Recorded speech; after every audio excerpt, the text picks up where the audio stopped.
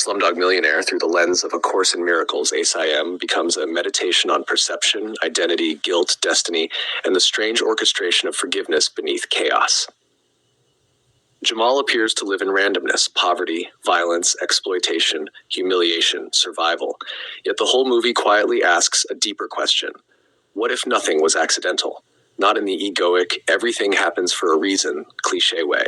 More like the ACIM idea that the spirit can use everything for awakening when the mind becomes willing.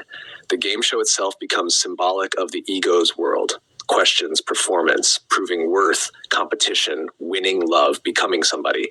But Jamal isn't actually driven by ambition. That's important. He keeps saying he's there for Latika. That changes the whole meaning. In ACM, the ego pursues achievement to complete itself. Spirit extends because love is already whole. Jamal's innocence is what unsettles everyone around him.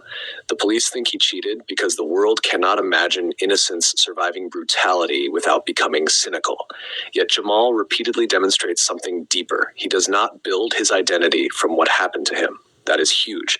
And it's huge. And the ego says, what happened to you defines you. Spirit says, what you are cannot be altered by appearances. The flashback structure of the film mirrors the ACIM idea that perception is assembled backward. Every question on the show triggers memory fragments, trauma, pain, longing, fear, tenderness. The mind interprets present experience through the past. But notice, the same memories that could have produced hatred instead become stepping stones toward love. That is reinterpretation, not denial of suffering, not spiritual bypass, reinterpretation. Never asks us to pretend the dream feels pleasant. It asks whether the Holy Spirit can use the symbols differently. Even the horrifying scenes with the children being blinded for profit point toward one of the Course's uncompromising teachings. The ego feeds on innocence by convincing the mind it is weak, helpless, and valuable only as an object. The entire system in the film is built on scarcity: money, survival, status, control. Yet the moments of true aliveness come through connection. Shared dancing, laughter, devotion, memory, loyalty. Salim is especially fascinating through an M lens. He represents the split mind. One brother moves toward love, one toward guilt and self-protection.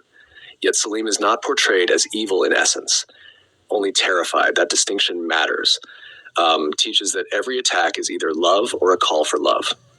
Salim spends much of the movie trying to survive through control, violence, and compromise with the world. But near the end, he has a moment of willingness, and willingness changes everything.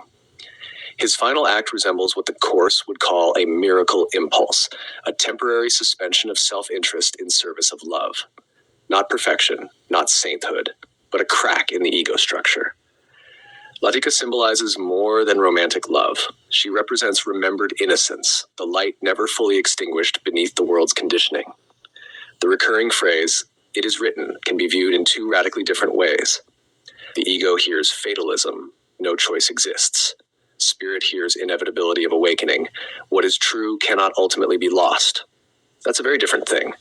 The ending dance sequence matters too. It almost breaks realism entirely. After all the brutality, the film suddenly becomes playful, musical, communal, very dreamlike. Almost as if the movie whispers, this was always theater. That resonates strongly with the AIM idea that the world is a projected script of separation, painful when believed absolutely, lighter when recognized as part of a larger awakening process. Yet there's also an important psychological honesty here. One could misuse ACIM to spiritually flatten the movie into none of it mattered because the world is illusion. But the film itself refuses that bypass. Trauma has effects. Conditioning shapes behavior. Fear distorts perception. The miracle is not pretending pain never occurred. The miracle is that love remains possible without becoming permanently defined by pain. Jamal does not transcend suffering by becoming superior. He remains remarkably simple, open, devoted, unarmored. In a world organized around corruption, innocence itself appears miraculous. And maybe that is one of the deepest ACIM themes in the film. The light is not absent from the dream. It is what guides the dreamer home.